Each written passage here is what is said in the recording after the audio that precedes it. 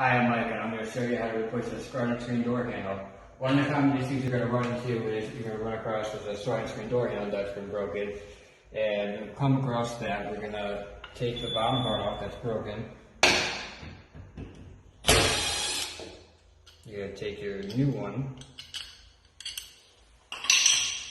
You're going to put it in there first.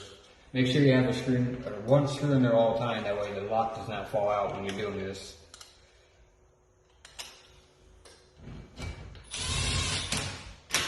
Tighten that up a little bit to make sure it's snug. Pull this one back out.